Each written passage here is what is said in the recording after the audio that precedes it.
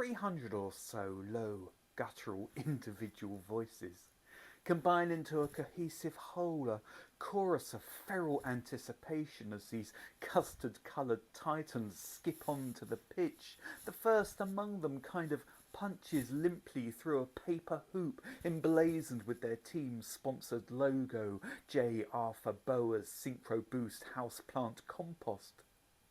3 half-hearted palm slaps, and then the paper gives way, these athletic specimens of masculinity and matching socks, shiny blue polyester shorts agleam under the spotlights, back slaps and star jumps, half-hearted jogging, while the opposing team, who must have had an awfully long bus ride, kind of slouch onto the field, mooching around the sides of the pitch like slugs around lettuce.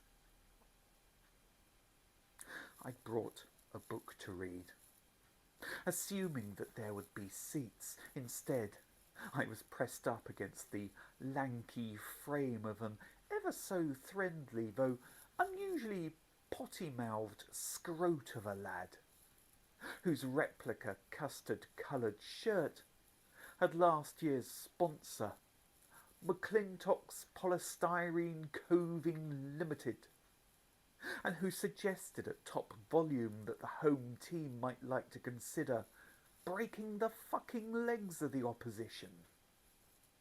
Someone then tried to start a chant going, "Oh, we do like to beat them beside the seaside. We're gonna beat you by 2 or 3.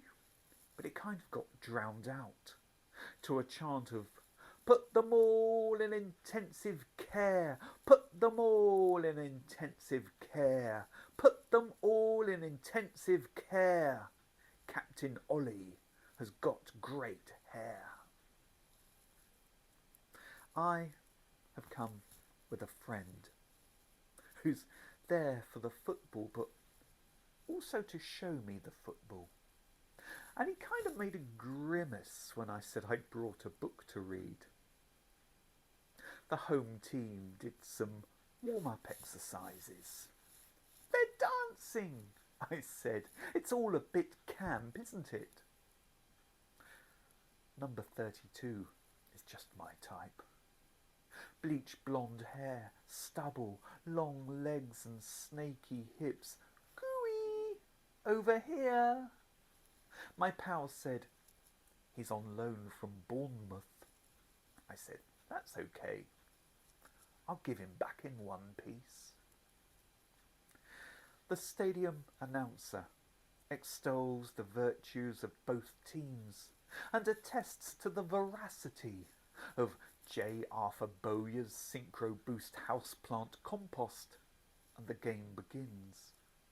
Number 32's elegant fingers splayed as he dribbles the ball like a ballet dancer or a gymnast balancing on a beam, though even the home team audience yells that he's a useless, time-wasting toss-bag who gets the ball and does fuck all.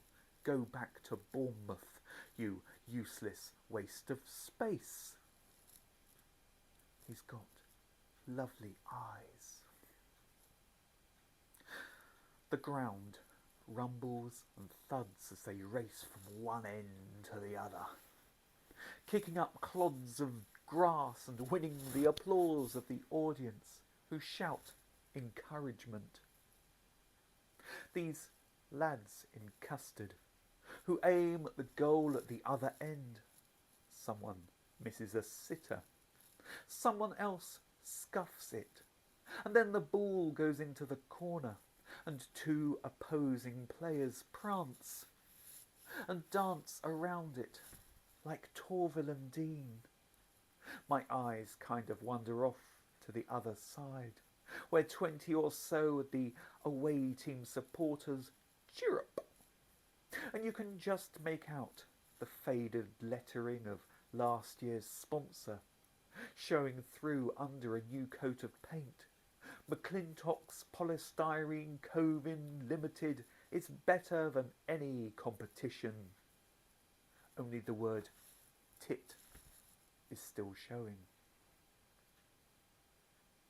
My pal has already told me in advance of the skill of number 10, whose speciality is less the sublime and precocious nature of his craft, more his knack for falling over at just the right moment.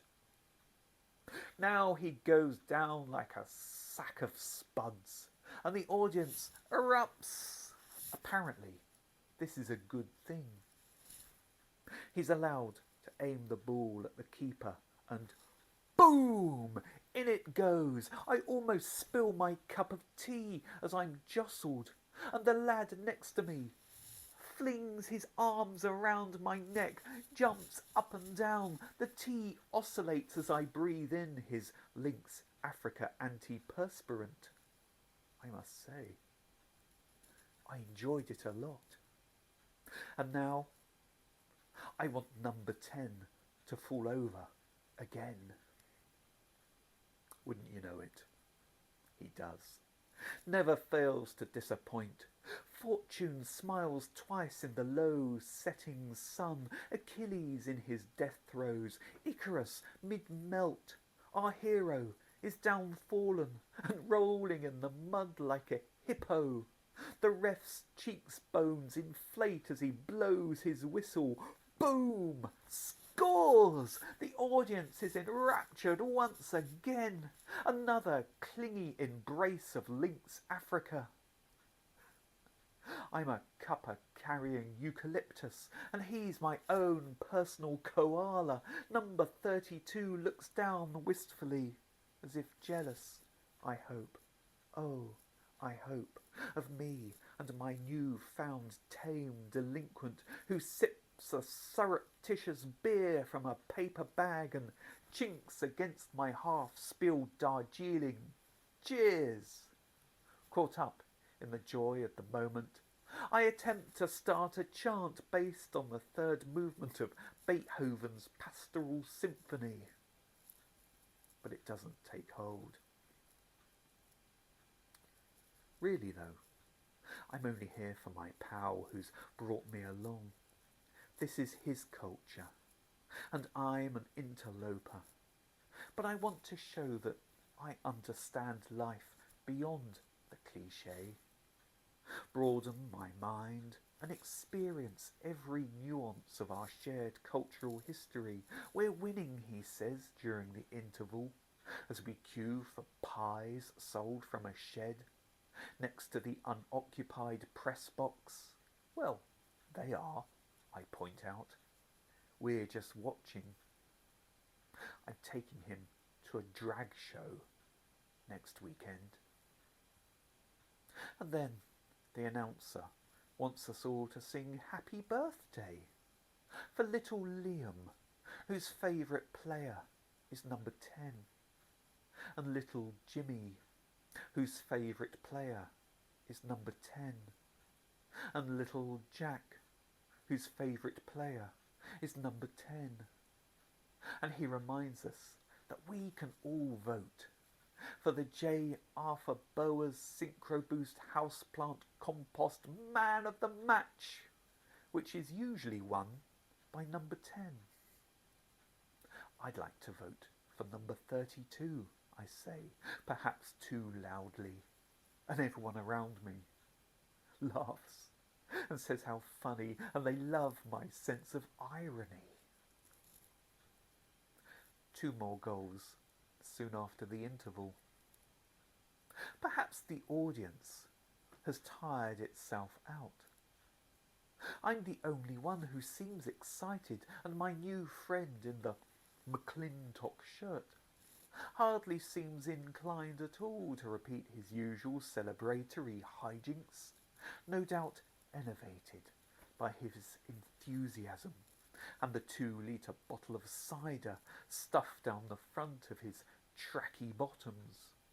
And when the ref calls a halt to the show, I pat my pal on the back and ask whether 4-0 is some kind of club record. It was 2-2, he says. They changed ends. They did what? Why didn't the announcer explain this before I got excited over nothing? Oh, this communal kickabout, this colossal crowd clapping, this unified oneness, this matey, definitely not homoerotic bonding, this celebration of the hunter's skill, this all-encompassing rough and tumble, this slippery sport, a spurt on the turf with spurious curiosities, this worship of the physical, this proof of prayer, this spectacle, this weird excuse to suddenly bellow, "Nice tackle!" and no one bats an eyelid, this playing out of certain urges, but would they ever let me join in? No, probably not. Number 10 has got mud all over him. What did you think? My pal asks, as we file like clocked-off factory workers into the adjacent streets. Not that he's interested, really. Immediately, he then adds, "Shall we get some chips?" I think of number 32, isolated in the dressing room.